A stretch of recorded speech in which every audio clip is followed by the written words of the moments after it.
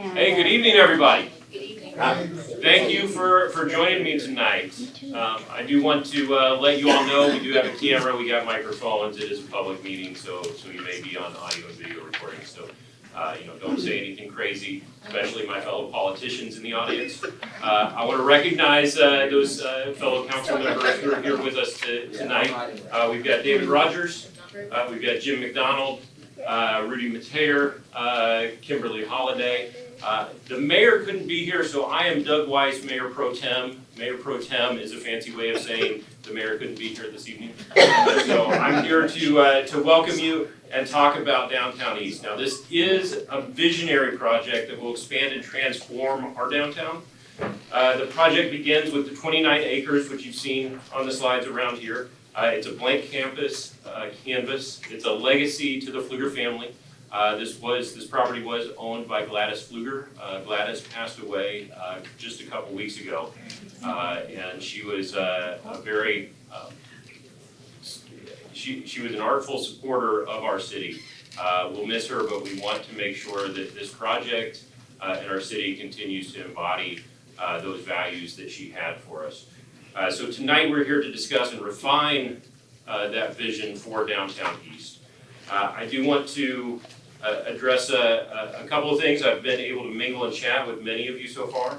I'm excited to hear about the questions and the concerns and the suggestions that you all have for the project. The suggestions aren't just occurring in this room. We've got a survey back there that you can send in. We've heard many things in other various city meetings, in civic meetings, heck, even in the storefronts, and all the gathering spaces around town, even online on the various social media platforms. Those tend to be a little more raw, but we get a lot of feedback in a lot of places. So I know there have been concerns about the issue of the expense and the tax burden. Our city has a legacy of a hardworking farming community. That legacy continues to permeate our current culture of efficiency. That means we strive to gain the most value from funds that you entrust us with.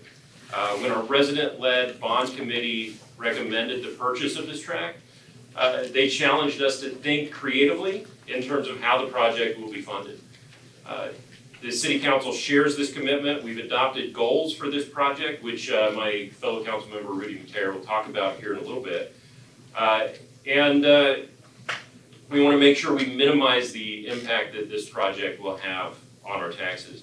That's why finding the right development partners for this project are so crucial, because they can help us reduce the cost and achieve even more value.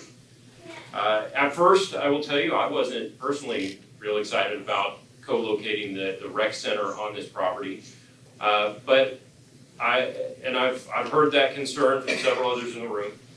But what changed my mind is that very efficiency that I spoke of, extracting the greatest value for our city.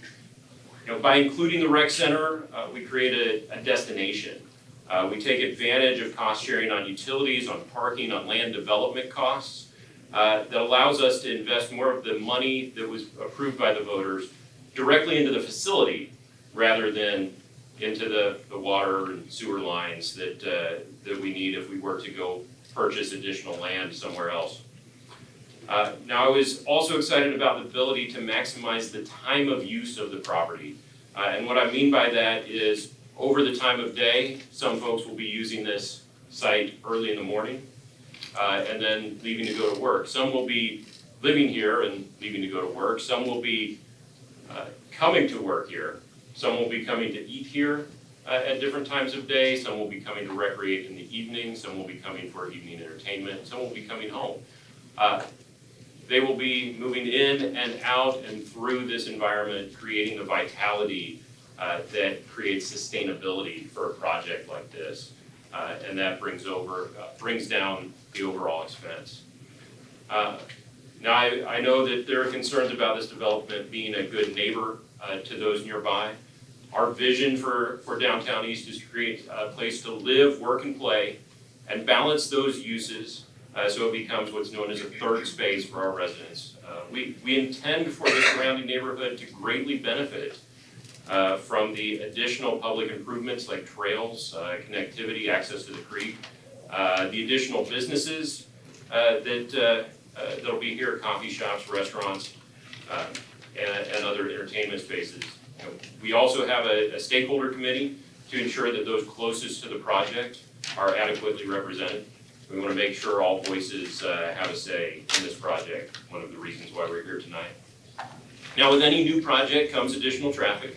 As part of the plan for Downtown East, the ways in which our residents and visitors will access the area and the impact it will have on FM 685 and Pecan Street corridors, that's all under review. We make any development go through review on that and make sure that the traffic flow is not negatively impacted through additional improvements. The city is currently working on an FM 685 corridor study that actually runs all the way from SH 130 all the way down to Wells Branch to figure out all the ways that we need to improve 685.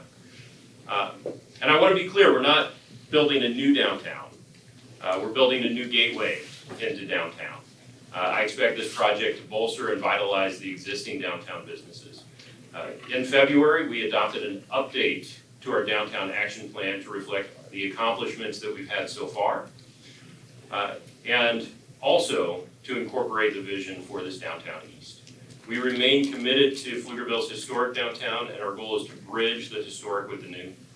Downtown will complement and enhance our development downtown as we incorporate more city facilities and energize its redevelopment. I'm going to come back up here towards the end of the presentation, but right now I have Councilmember Rudy Mateer, who's going to come and share a few words with us as well. Sounds like I have a choice. Wait, what am I doing? You got the notes. No, I didn't actually. I was like, wait, am I reading? Okay.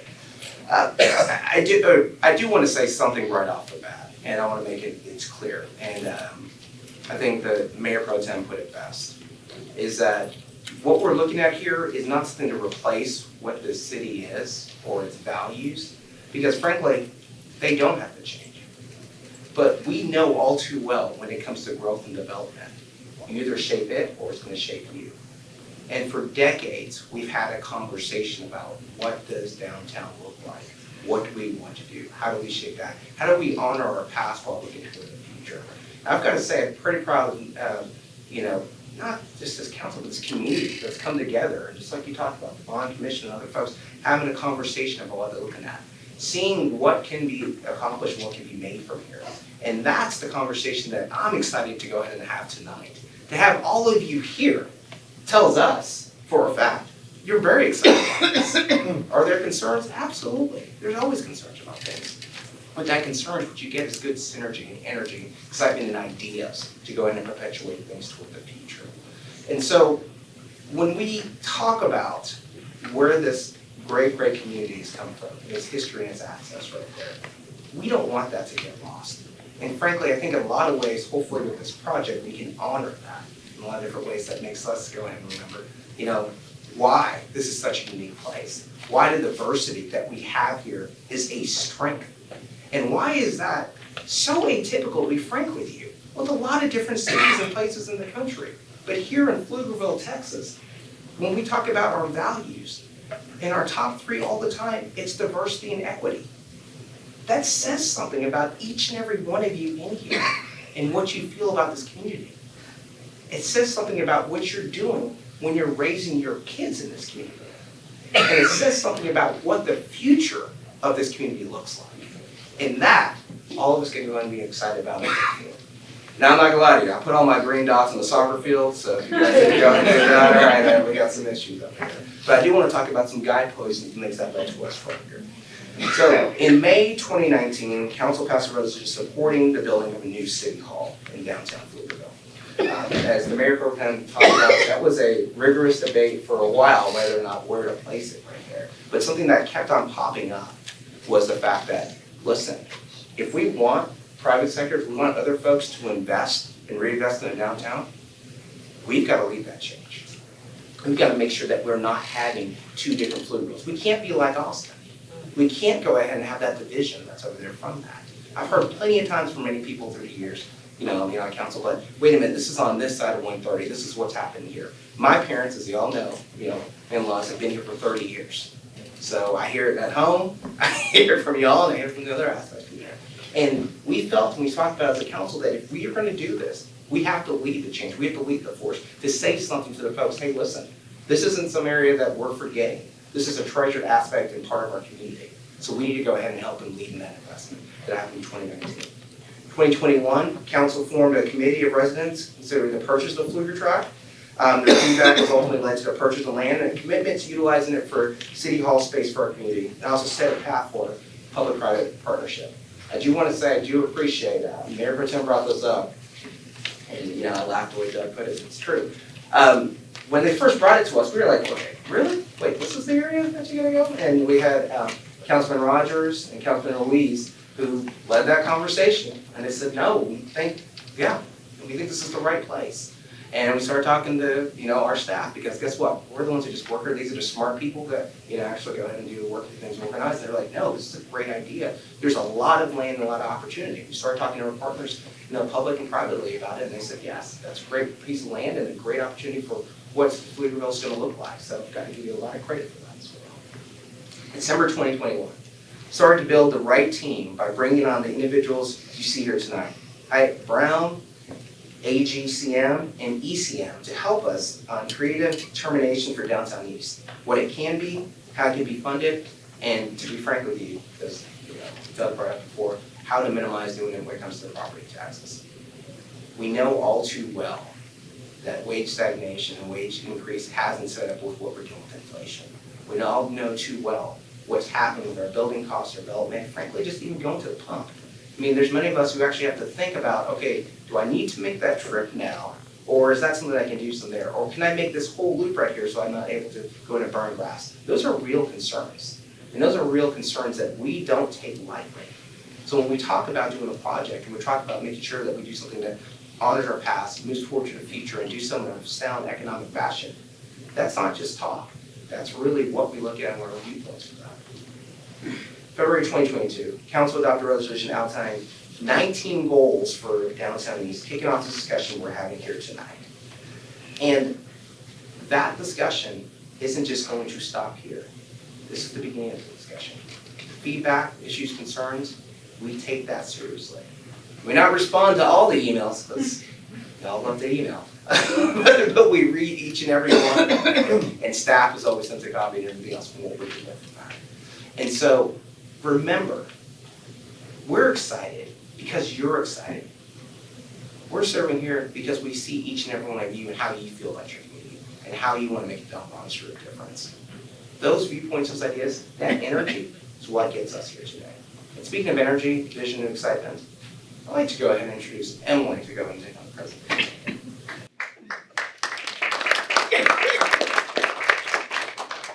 Well, good evening, and thank you all for joining us tonight. My name is Emily Barone. I'm the Assistant City Manager for Pflugerville. Myself and Jane Hartshorn, our Deputy City Manager, the staff leads on this project, and really appreciate all of you joining us and speaking with our staff here tonight, as well as our consultant team. So we're going to walk you through a couple of the details that we know, our time frame, and then we're going to hand it over to our consultants to give us some additional information.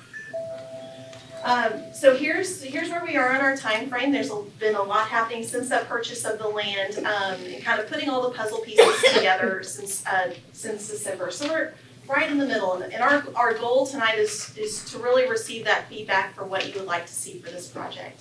We've been hearing a lot about downtown for a long time, and we'll hit some of those highlights and probably what you heard about, as well as on our intro boards with our downtown vision and our comprehensive planning efforts.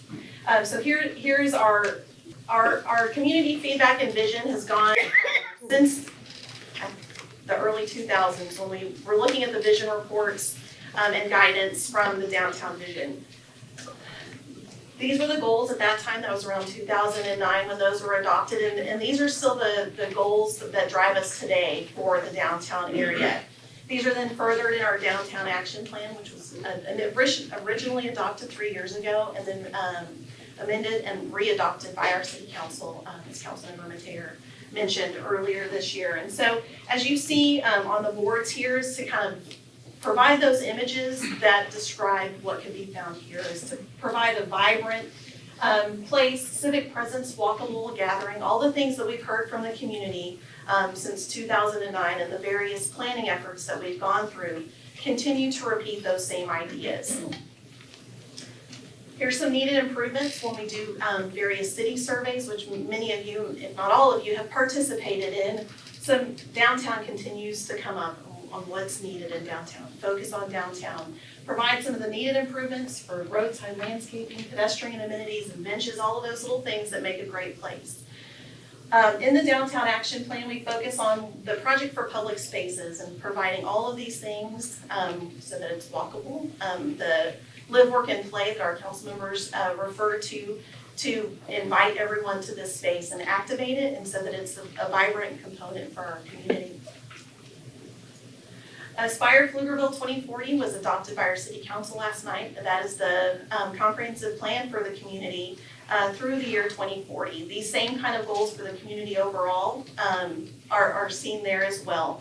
And so through that effort, we continue to hear about the focus on downtown, creating the vibrant and gathering place that our community wants to see. And we want to make sure that we get it right with this 29 acres. And so that's why your feedback tonight is so critical.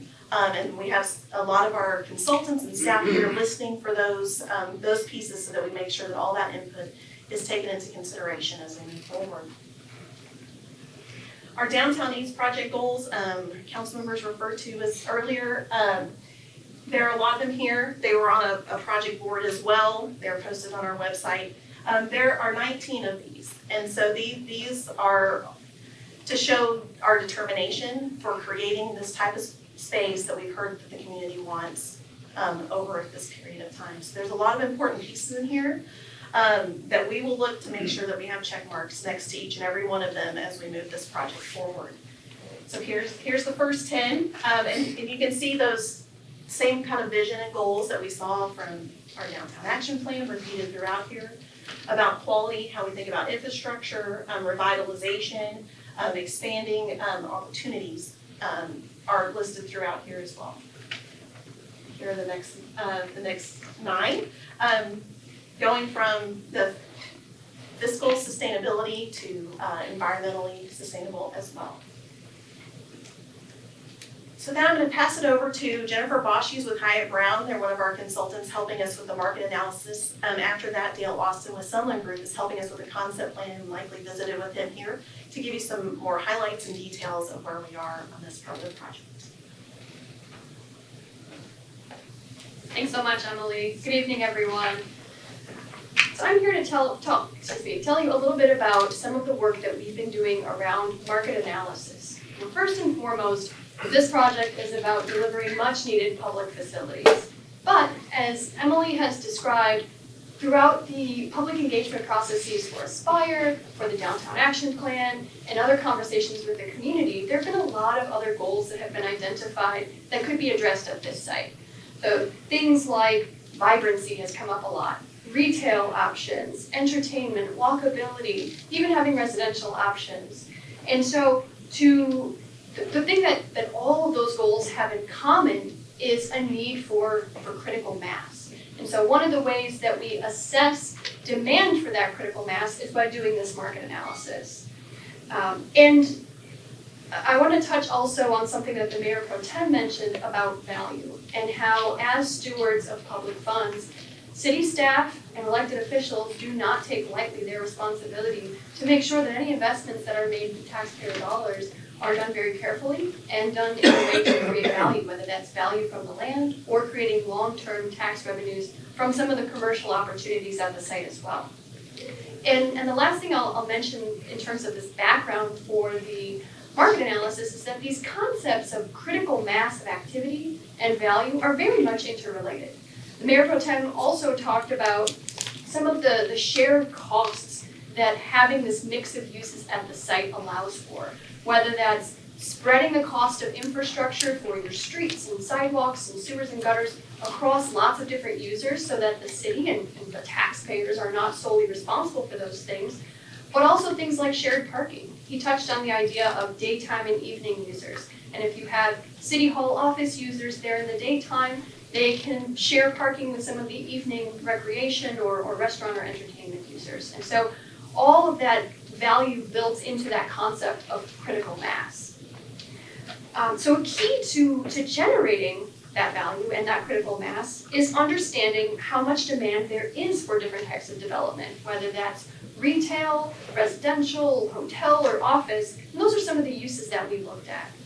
So when we think about the purpose of the market analysis, essentially we're looking to identify those uses that have enough market demand to generate value, whether that's short or long term, and help offset some of the costs of the project, the Civic Center being the City Hall and the recreation facilities for you all, for taxpayers. And the way that we do that is by investigating a number of different sources. We look at demographic information to understand what are the trends in terms of population, income, consumer spending, what's happening from an employment growth perspective. Do we anticipate that there'll be a lot more office workers in the area that are going to require new space? From a hospitality perspective, we look at things like business and leisure activities. Are there a number of business travelers, for instance, or families coming for holidays or other celebrations that will command enough room nights to justify having a hotel at the site? And how else could that integrate with some of the surrounding uses and create that foot traffic? And then the last thing I'll touch on here is this concept of competition. And what that means is that we're not just looking at demand in a vacuum. We're also thinking about the existing facilities in the surrounding area, as well as what's in the pipeline, what's already under construction, what's being planned, to make sure that the demand that we see the demand that we see and what we anticipate can occur at this site will be competitive in the broader marketplace. And one last note on competition, another way that we think about that is through the unique attributes of this particular project that make it competitive compared to other developments, that make it competitive to retailers that are looking for their next site for selection, to office users that are looking for great places for people to work. And we think that having the City Hall and having the rec center here really do create those unique attributes that make the site more competitive, because they do create that daytime foot traffic, that create the morning workouts from people stopping in to get a coffee, the people popping in for lunch when restaurants otherwise might struggle during the day if they didn't have that sort of foot traffic. So we think about all of those things as well. And what does that lead to then? Essentially, the result of this analysis shows how much space the site can sustain based on market forces. And you can see the 4 uses that we looked at: retail, office, multifamily, and hotel. And the numbers here on the screen are really just showing the possibilities. We think that the site can handle, from a market perspective, up to this amount of square footage or this amount of units. What I want to note is that we're not prescribing these figures necessarily. What we're doing is outlining the possibilities so that we can then look at something like a conceptual plan and say, okay, if this is what's possible here, does that fit on the site? How does that fit on the site? And ultimately, the goal is that with a development partner, we'll be able to work collaboratively, bringing input from events like tonight and those that will occur in the future to come up with the final program. We won't certainly have it here tonight, and probably not even at the next meeting, because we'll want to make sure that the development partner is working in collaboration with you all to make that happen. So I've mentioned that this analysis is about identifying demand of the site, but that demand has to be combined and married with the physical realities of it. And I know that a number of you have been able to talk to my colleague Dale already this evening, and so he's going to pick up the mantle now and talk a bit more about how something like the figures that you see here translates into how development might fit on the site.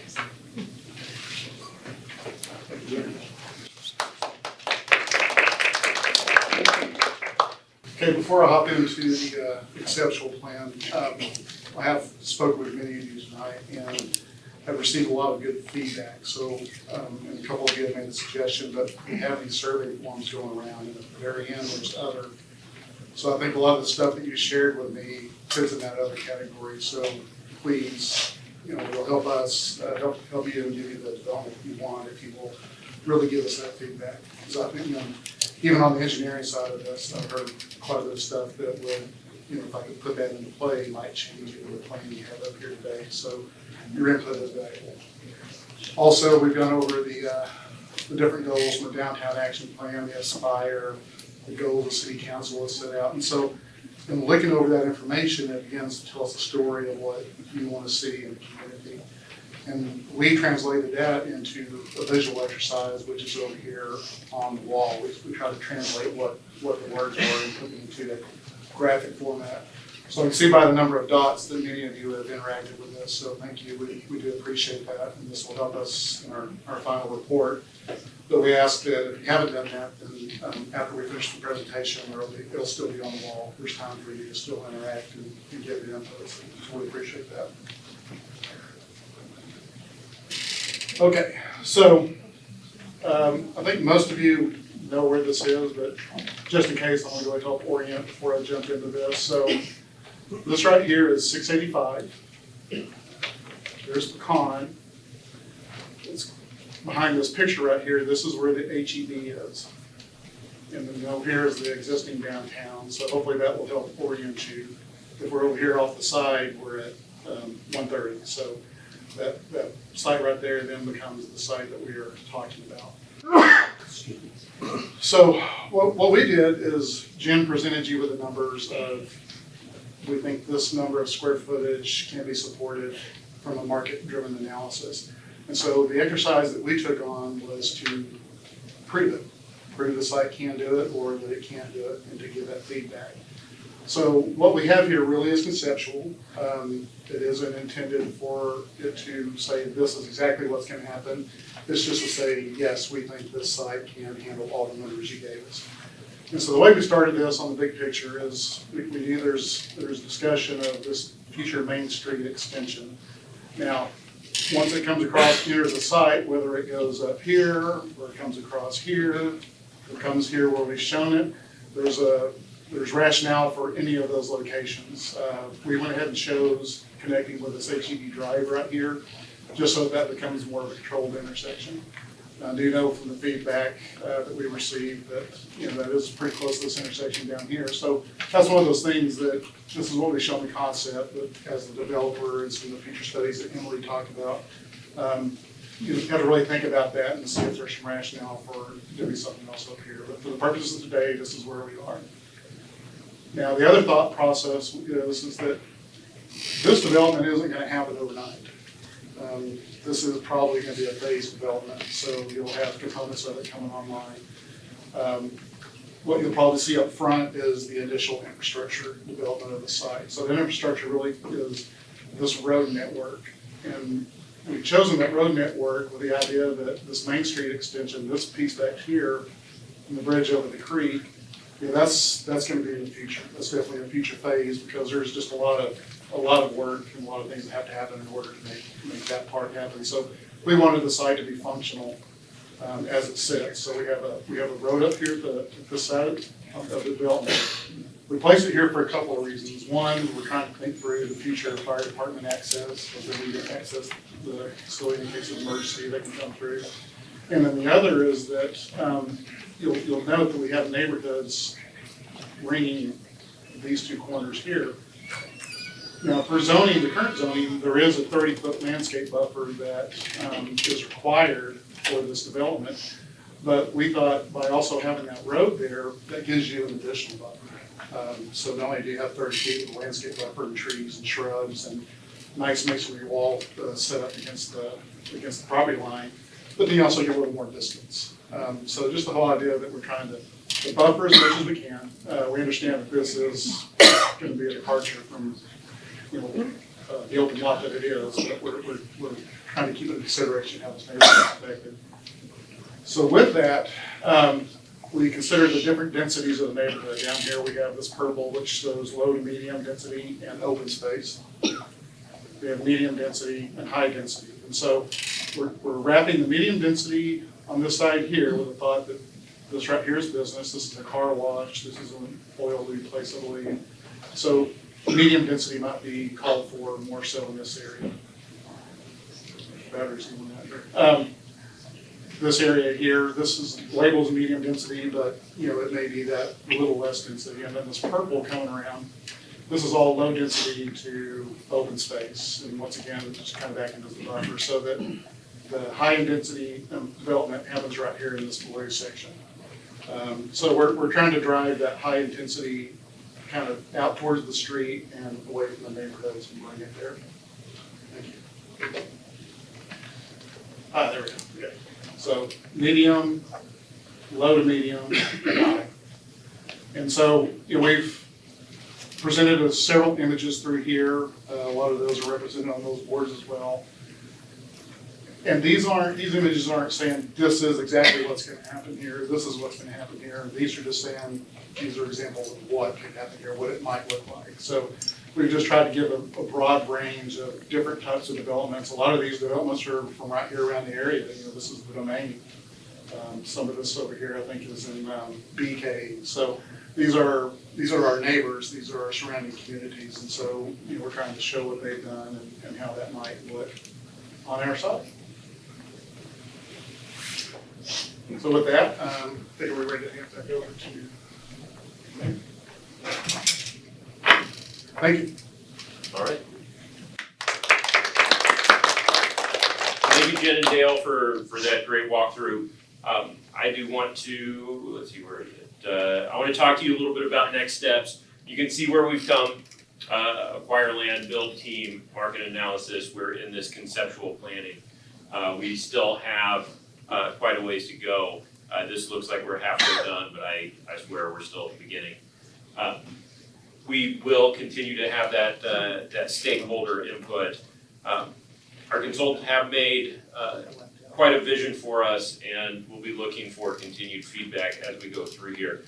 I also want to make sure everyone participates in all the visioning exercises, these green dots, yellow dots, red dots over here, the survey, all the ways that you can get in contact with us. I would like to ask everyone here, I'm going to do my own impromptu survey. Can you raise your hand if you've lived in the city of Pflugerville for less than 10 years?